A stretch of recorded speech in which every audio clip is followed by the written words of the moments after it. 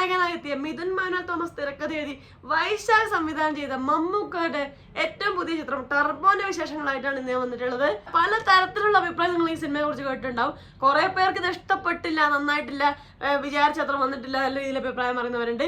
കുറെ പേര് ഇത് എന്താ പറയാ, മമ്മൂക്കാന്റെ ഇതുവരെ സീരീസ് ഓഫ് പടത്തിൽ നിന്ന് ഒരു വളരെ മോശം, എന്താ വെച്ചാൽ ഒരുപാട് നല്ല ഹിറ്റുകൾ കുറച്ച് കാലങ്ങളായി നമുക്ക് തന്നുകൊണ്ടിരിക്കുന്ന മമ്മൂക്കാക്ക് ഈ ഒരു പടം ചെയ്യേണ്ട ആവശ്യമുണ്ടോ എന്നുള്ളൊരു അഭിപ്രായം പറയുന്നവരുണ്ട്. കുറെ പേര് ഇത് വെറും ഫ്ലോപ്പ് പടാമെന്ന് അഭിപ്രായം പറയുന്നവരുണ്ട്. അങ്ങനെ പല തരത്തിലുള്ള അഭിപ്രായം ഈ സിനിമയെ കുറിച്ച് കേൾക്കുന്നുണ്ട്. എനിക്ക് പറയാനുള്ളത് ഇതൊരു പക്ക അടി മാസ് പടത്തിന്റെ ഫീലിലുള്ള ഒരു പടമാണ്. എക്സാക്ട്ലി നിങ്ങളൊരു മിഥുൻ മാനുവൽ തോമസ് ബ്രില്യൻസ് സ്ക്രിപ്റ്റിലെ ബ്രില്യൻസ് ഒക്കെ പ്രതീക്ഷിച്ച് പോയാൽ ഇതൊന്നും കിട്ടാൻ പോകുന്നില്ല. കാരണം ആ രീതിയിലൊരു പടമല്ല ഇത്. പക്ഷെ നമ്മൾ ഉറപ്പായിട്ട് മിഥുൻ മാനുവൽ തോമസ് എന്നുള്ള പേര് വരുമ്പോൾ നമുക്ക് ഒരുപാട് എക്സ്പെക്ടേഷൻസ് ഉണ്ടാവും. കാരണം അങ്ങനെയാണല്ലോ 5-ാം പാതിരാ എന്നുള്ള സിനിമ അദ്ദേഹം ഉണ്ടാക്കിയത്. അതുപോലെ തന്നെ ആട് പോലെയുള്ള അത്രയും കോമഡി ആയിട്ടുള്ള ഒരു പടം ഉണ്ടാക്കിയ ഒരു മനുഷ്യന്റെ സ്ക്രിപ്റ്റ് നമുക്ക് ഒരുപാട് എക്സ്പെക്ടേഷൻ ഉണ്ട്. സത്യമാണ്. ആ ഒരു എക്സ്പെക്ടേഷൻ അല്ലെങ്കിൽ ആ ഒരു ബ്രില്യൻസ് പ്രതീക്ഷിച്ച് പോയാൽ നമുക്കൊന്നും കിട്ടാൻ പോകുന്നില്ല. അങ്ങനെയല്ല, ഇതൊരു പക്ക അടി മാസ് പടത്തിന്റെ ഫീലില് കാണാൻ പോയത് അടിപൊളി പടമാണ്. ഓക്കെ, അപ്പൊ ഇതിന്റെ സ്ക്രിപ്റ്റ് ആയാലും അതുപോലെ തന്നെ ഡയറക്ഷൻ വൈശാഖാണ് ചെയ്തിരിക്കുന്നത്. രണ്ടും ആ ഒരു രീതിയിലാണ്. പിന്നെ ഒരുപാട് നിങ്ങൾ കേട്ടൊരു കാര്യമായിരിക്കും, ഇതൊക്കെ ഒരുപാട് ക്ലീഷ ആയിട്ടുള്ള ഡയലോഗും സീനുകളും ഒക്കെ ഉള്ള ഒരു പടമാണ്. സത്യമാണ്. നമുക്കൊരു മാസ് പടത്തില് എന്താ സംഭവിക്കുക, ഒരു രക്ഷകൻ അല്ലെങ്കിൽ ഒരു രക്ഷിക്കാൻ കഴിവുള്ള ഒരാളായിരിക്കും നായകൻ. എല്ലാ ബുദ്ധിമുട്ടുകളും ദ്രോഹങ്ങളും ഉണ്ടാക്കി വെക്കുന്ന ഒരു വില്ലൻ. ഇത് എല്ലാ മാസ് പടങ്ങളിലും ഇങ്ങനെ അല്ലാതൊരു സംഭവം നമുക്ക് ക്രിയേറ്റ് ചെയ്യാൻ പറ്റില്ല. മാസ് പടം ആണെങ്കിൽ ജോൺറ അതാണെങ്കിൽ നമുക്ക് വേറൊന്നും വഴിയില്ല.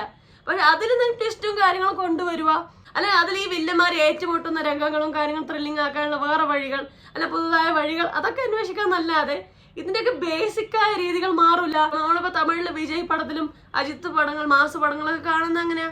അങ്ങനെ ഒരു മാസ് നായകൻ, ഒരു അതിക്രൂരനായ വില്ലൻ, അത് തന്നെയാണ്. അതേ ഫോർമാറ്റിൽ വരുന്ന പടം തന്നെയാണ് ടർബോ. അതുകൊണ്ട് തന്നെ ഇത് തമിഴ് ഓഡിയൻസിനെ കുറച്ചുകൂടെ കൂടുതലായി ഇഷ്ടപ്പെട്ടു എന്ന് പറഞ്ഞു കേട്ടും കേരളത്തെക്കാളും. പക്ഷെ എനിക്ക് തോന്നി ഇതേ കേരളത്തിൽ തന്നെ വിജയ് പടാന്ന് ഇറങ്ങുന്നത് വെച്ചാൽ ഇതേപോലെ മാസ് പടം ഇറങ്ങോടില്ലേ, മലയാളികൾക്ക് അങ്ങനെ ഒരു മാസ് പടം എടുത്തുകൂടാന്നുള്ളൊരു മുൻധാരണ വെക്കേണ്ട ആവശ്യമുണ്ടോ? നമുക്ക് തമിഴ് മാസ് പടം വിജയ് പടം കാണുമ്പോൾ ഒരു ആവേശം കിട്ടുന്നുണ്ടെങ്കിൽ അതേ ഒരു ആവേശം, ആ ഒരു ഫീൽ നമുക്ക് മലയാളത്തിൽ കൊണ്ടുവന്നൂടെ? ഇപ്പൊ സ്ക്രിപ്റ്റിലോട്ട് വരുവാണെങ്കിൽ നമ്മൾ മിഥുൻ മാനുവൽ തോമസിന്റെ സ്ക്രിപ്റ്റ് ആണ്, ട്വിസ്റ്റും കാര്യങ്ങളൊക്കെ ഉണ്ടാവും. അങ്ങനെയൊന്നും പ്രതീക്ഷിച്ച് പോകരുത്. അതിൽ വ്യത്യസ്തമായി തോന്നിയപ്പോ അങ്ങനത്തെ ഒരു സിനിമയിൽ ഉണ്ടാകുന്ന നായകന്റെ ഇൻട്രോ ഭയങ്കര ഭീകരമായിരിക്കും. പക്ഷെ അങ്ങനത്തെ ഒരു കാര്യം ഇതിൽ കുറവാണ്. നായകനെ സാധാരണ പോലെ ഇൻട്രൊഡ്യൂസ് ചെയ്യുന്നത്. ഒട്ടും ഭയങ്കര മേളങ്ങളും വാദ്യഘോഷങ്ങളും ഒന്നും ഉണ്ടായിട്ടില്ല. സാധാരണ പോലെയാണ്. ഫസ്റ്റ് സ്റ്റണ്ട് മമ്മൂക്ക ഇൻട്രൊഡ്യൂസ് ചെയ്ത് കുറച്ച് വലുതായിട്ടാണ്, കുറച്ച് കാണാൻ ഗംഭീരമായിട്ട് തോന്നുന്ന രീതിയിലാണ് ചെയ്തിട്ടുള്ളത്. വില്ലന് കുറച്ചും കൂടെ ഒരു ഇൻട്രോ സംഭവങ്ങളൊക്കെ കുറച്ച് കൂടുതലായിരുന്നു.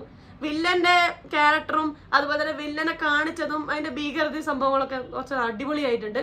നമ്മൾ ഭയങ്കര എക്സ്പെക്ടേഷൻ ഉള്ള ഒരു വില്ലനായിട്ട് തോന്നും. കാരണം ആ രീതിയിലുള്ള പ്രവർത്തികൾ ചെയ്യുന്നതുകൊണ്ട് നമുക്ക് വില്ലൻസ് ഭയങ്കര സംഭവമായിട്ടുള്ള ഒരു ഫീൽ തോന്നുന്നുണ്ട്. അതായത് നായകനും വില്ലനും കട്ടക്ക് പിടിച്ചു വെക്കുന്ന ഫീൽ ചെയ്യുന്നുണ്ട് പടം ക്ലൈമാക്സ് വരെ. ക്ലൈമാക്സ് എത്തിയപ്പോൾ എനിക്ക് വില്ലൻ ഒന്നും അല്ലാത്ത ഒരാളായി പോയി തോന്നി. കാരണം അതുവരെ അത്രയും ബിൽഡപ്പും അങ്ങനെ പ്രവർത്തികളും ചെയ്യുന്ന ഒരു വില്ലന്റെ ഒരു നായകനായിട്ടുള്ള ഫൈറ്റ് രംഗങ്ങളും കാര്യം എനിക്ക് അത്രയും ഒരു ബോധിച്ചില്ല. ക്ലൈമാക്സ് എത്തി നായകന്റെ കൂടെ ഏറ്റുമുട്ടുന്ന സീൻ എത്തിയപ്പോൾ നമ്മൾ പ്രതീക്ഷിക്കാത്ത ഒരു തരത്തിലുള്ള വില്ലൻ പെരുമാറും. അതിനെ ഏറ്റുമുട്ടാൻ പറ്റാതെ ബുദ്ധിമുട്ടുന്ന നായകൻ, എന്നിട്ട് നായകൻ ജയിക്കുന്നു. അതാണല്ലോ അതിന്റെ രസം. ആ സംഭവം ഇതിലില്ല. പക്ഷെ അല്ലാത്ത പക്ഷം വില്ലനെ ചിത്രീകരിച്ചതും വില്ലന് കൊടുത്ത ബാക്ക്ഗ്രൗണ്ട് മ്യൂസിക്കും കാര്യങ്ങളെല്ലാം കിടലായിട്ടുണ്ട്. അടിപൊളിയായ ശക്തനായ ഒരു വില്ലനും ശക്തനായ ഒരു നായകനെ സൃഷ്ടിച്ചിട്ടുണ്ട്.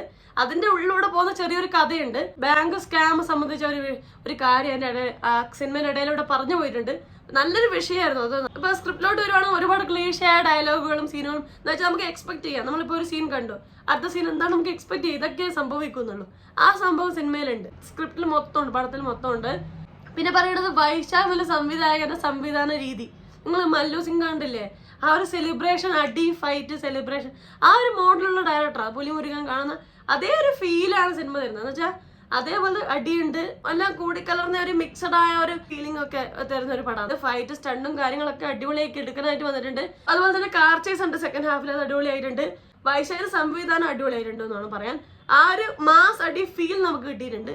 ഒരു 10-25 അടിയുണ്ട് പടം പടം ഉടനീളം അത്രയും ഫൈറ്റ് ഉണ്ട്. അപ്പൊ ഇതിൽ എടുത്തു പറയേണ്ട ഒന്നാമത്തെ ആള് പറഞ്ഞത് ഇതിന്റെ സ്റ്റൺ കൊറിയോഗ്രാഫർ ഫിയോണിക്സ് പ്രഭു എന്ന് പറഞ്ഞ ആള്. അടിപൊളി ഫൈറ്റ് ആയിട്ടുണ്ട്, കിടലായിട്ടുണ്ട്. അത് അടിപൊളിയായിട്ട് മമ്മൂക്ക എക്സിക്യൂട്ട് ചെയ്തിട്ടുണ്ട്. 73 വയസ്സായെന്നുള്ള യാതൊരു ഫീലിംഗ് ഇല്ലാതെ അത്ര കിടലായിട്ടാണ് ഫൈറ്റ് രംഗങ്ങളൊക്കെ ചെയ്തിട്ടുള്ളത്. പറയാതിരിക്കാൻ പറ്റില്ല, അടിപൊളിയായിട്ടുണ്ട്. അതന്നെയാണ് നമ്മൾ അട്രാക്ട് ചെയ്യുന്ന കാര്യം. ഇപ്പൊ ഈ പടത്തിൽ ഞാൻ പറഞ്ഞല്ലോ, നമ്മൾ പ്രതീക്ഷിക്കുന്ന രംഗങ്ങളും സീനുകളും ഡയലോഗുകളും ഒക്കെയാണ് വരാൻ പോകുന്നത് നമുക്കറിയാം. പക്ഷെ എങ്കിലും മമ്മൂക്ക അത് അവതരിപ്പിച്ചതിന്റെ ഒരു ബ്യൂട്ടി ഉണ്ടായിരുന്നു സത്യം.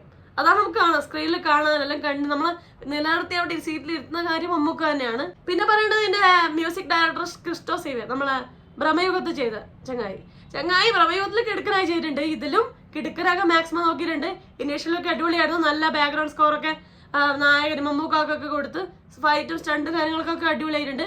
ക്ലൈമാക്സ് എത്തിയപ്പോൾ ഓവറായ പോലെ തോന്നി. ഭയങ്കര മ്യൂസിക്കായിട്ട് ഒരു എന്താ പറയുക ഇറിറ്റേഷൻ ആവുന്ന തരത്തിലുള്ള മ്യൂസിക് എത്തിയിട്ടുണ്ട് ക്ലൈമാക്സ് എത്തിയപ്പോൾ. പക്ഷെ അല്ലാത്ത പക്ഷം മമ്മൂക്കാക്കും അതുപോലെ തന്നെ വില്ലനൊക്കെ കൊടുത്ത മ്യൂസിക്കും ബാക്ക്ഗ്രൗണ്ട് മ്യൂസിക് കിടുക്കനായിട്ടുണ്ട്. പിന്നെ സിനിമാറ്റോഗ്രാഫി ചെയ്ത വിഷ്ണു ശർമ്മ കിടലായിട്ടുണ്ട്. ഫൈറ്റും കാർ ചേസ് സീനുകളിലൊക്കെ കിടലായിട്ടുണ്ട്. കണ്ടാൽ നമുക്ക് മനസ്സിലാവും ആ രീതിയിലെ ഷോട്ടും കാര്യങ്ങളൊക്കെ ഉണ്ട്. ആ രീതിയിൽ അടിപൊളി ഫ്രെയിമുകളൊക്കെ ആയിട്ടുണ്ട്. പിന്നെ ഇതിന്റെ എഡിറ്റിംഗ് ചെയ്തിരിക്കുന്ന ഷമീർ മുഹമ്മദ് ആണ്. ഒരുപാട് ഫൈറ്റും കാർ ചേസ് ഒക്കെ ഉള്ളതുകൊണ്ട് ആ കട്ടും കാര്യങ്ങളൊക്കെ അടിപൊളിയായിട്ടുണ്ട്. മമ്മൂക്ക കിടലായിട്ട് അഭിനയിച്ചിട്ടുണ്ട്. ഞാൻ പറഞ്ഞല്ലോ, ഈ പ്രായത്തിന്റെ യാതൊരു തരത്തിലുള്ള ഫീലിംഗും ഇല്ല, സ്റ്റണ്ടും കാണാനും ഇല്ല കേട്ടോ. കണ്ടാലും പുള്ളിക്കാരൻ അടിപൊളി ലുക്കും കിടലാണ്. അതുപോലെ തന്നെ ആക്ടിങ് കിടലായിരുന്നു. കോമഡി നിറഞ്ഞൊരു ക്യാരക്ടറായിരുന്നു. കോമഡി അടി, നമ്മളെ പോത്തൻ വാവ സ്റ്റൈല്, നമ്മുടെ രാജമാണിക്യ സ്റ്റൈൽ, ആ ഒരു സ്റ്റൈൽ ഓഫ് ആക്ടിങ് ആണ് പുള്ളിക്കാരൻ്റെ ഭാഗത്തുനിന്ന്. ഈ ഒരു ക്യാരക്ടർ ഭയങ്കര നന്നായി വഴങ്ങുന്ന ഒരു മനുഷ്യനാണ്, ഒരു നടനാണ് മമ്മൂക്ക. ഇതിന്റെ വില്ലൻ രാജ്ബി ഷെട്ടി കിടലായിട്ടുണ്ട്.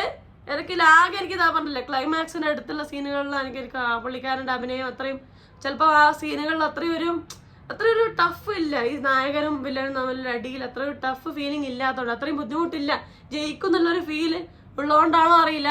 ക്ലൈമാക്സ് സീനുകൾ എനിക്ക് പുള്ളിക്കാരൻ അത്ര ഇഷ്ടപ്പെടില്ല. പക്ഷെ അതുവരെയുള്ള സീനുകളിലും കാര്യങ്ങളും പുള്ളി കിടലായിട്ടുണ്ട്. നല്ല ആറ്റിറ്റ്യൂഡ് ഉണ്ട്, നല്ല അഭിനയമായിട്ടുണ്ട്. മമ്മൂക്ക അമ്മയായിട്ടെത്തിയ ബിന്ദു പണിയൊക്കെ കിടുക്കിയിട്ടുണ്ട്. അടിപൊളി പവറുള്ള ഒരു ക്യാരക്ടർ ആയിട്ടുണ്ട് പുള്ളിക്കാരി വരുന്നത്. അത് കിടലായിട്ട് ഹാൻഡിൽ ആയിട്ടുണ്ട്, വേറെ ലെവലായിട്ടുണ്ട്. നായികയായിരുന്ന അഞ്ജന ജയപ്രകാശാണ്, പുള്ളിക്കാരി കുഴപ്പമില്ലായിരുന്നു. പിന്നെ സുനിൽ എത്തുന്നുണ്ട്, കിടലായിട്ട് അഭിനയിച്ചിട്ടുണ്ട്. നമ്മൾ ജയിലറിലൊക്കെ കാണുന്ന അതേ ഒരു സുനിലിന്റെ ക്യാരക്ടർ തന്നെയാണ്. ഒരു കോമഡി ഉണ്ട്, അടിപൊളിയായി ഹാൻഡിൽ ചെയ്തിട്ടുണ്ട്. ശബരീഷ് വർമ്മയുണ്ട്. പിന്നെ ആരാണ്ടായിരുന്ന ദിലീഷ് പോത്തൻ ഉണ്ടായിരുന്നു, അടിപൊളിയായിരുന്നു. പിന്നെ ജോണി ആന്റണി ഉണ്ട്. ജോണി ആന്റണി നമ്മളുടെ ഈ ന്യൂജൻ പടത്തിലെ അവിഭാജ്യ ഘടകമാണല്ലോ, പുള്ളിക്കാരൻ കിടലാക്കിയിട്ടുണ്ട്. പിന്നെ മറിമായത്തിലെ സുഗതം എന്നുള്ള ക്യാരക്ടർ ചെയ്യുന്നതാണല്ലോ അഭിനയിച്ചിട്ടുണ്ട്, അച്ഛനായിട്ട്, പള്ളിയിൽ അച്ഛനായിട്ട് കിടുവായിട്ടുണ്ട്. പിന്നെ നിരഞ്ജന അഭിനയിച്ചിട്ടുണ്ട്, നന്നായിട്ടുണ്ട്. അപ്പൊ ഓൾ ടുഗദർ നോക്കുവാണെങ്കിൽ തമിഴ് മാസ് പടത്തിന് ഫീൽ ചെയ്യുന്ന ഒരു പടം, അതേ ഒരു രീതിയിലുള്ള പടം തന്നെയാണ്. എന്ന് വെച്ചാൽ കുറെ കാര്യങ്ങൾ നമുക്ക് അൺറിയലിസ്റ്റിക് ആയി തോന്നുകയൊക്കെ ചെയ്യും. പക്ഷെ മാസായ ഒരു നായകനെ കാണാം, മാസായ ഒരു മമ്മൂക്കനയിൽ കാണാൻ പറ്റും. ആ രീതിയിൽ അടിപൊളി പടാണ്. തിയേറ്ററിൽ പോയി കാണണം, കാരണം അടി ഫൈറ്റ് സീനുകളൊക്കെ കാണണ്ടാണ്. പക്ഷെ ചെറിയ പിള്ളേർക്ക് കാണാൻ ബുദ്ധിമുട്ടുള്ള കുറച്ച് സീനുകളുണ്ട്, കുറച്ച് ക്രൂരമായ സീനുകളൊക്കെ ഉണ്ട്. അടിയും ഫൈറ്റ് സീനുകളല്ല, അത് കുറച്ച് ക്രൂരമായ സീനുകളുണ്ട്, വടക്കിടക്ക് വരുന്നുണ്ട്. അത് കുട്ടികൾക്ക് കണ്ടിരിക്കാൻ കുറച്ച് ബുദ്ധിമുട്ടായിരിക്കും. അപ്പൊ ഇതൊക്കെയാണ് എനിക്ക് സിനിമയെ കുറിച്ചുള്ള അഭിപ്രായം. നിങ്ങൾ ഈ സിനിമ കണ്ടവരാണെങ്കിൽ ഇതിനെ കുറിച്ചുള്ള അഭിപ്രായം താഴെ കമന്റ് ചെയ്യണേ. അപ്പോൾ thanks for watching my video. Video ഇഷ്ടപ്പെടുന്ന ലൈക്ക് ചെയ്യുക, സബ്സ്ക്രൈബ് ചെയ്യുക, ഷെയർ ചെയ്യുക, കമന്റ് ചെയ്യുക. അപ്പൊ പറഞ്ഞോളൂ, എല്ലാവരും ഹാപ്പി ആയിട്ടിരിക്കുക. മറ്റൊരു റിവ്യൂ, റിയാക്ഷനോ, സോഷ്യൽ ഇഷ്യൂ അല്ലെങ്കിൽ ബിഗ് ബോസ് വിഷയം നെക്സ്റ്റ് ടൈം കാണാം. അതുവരെ ബൈ ബൈ.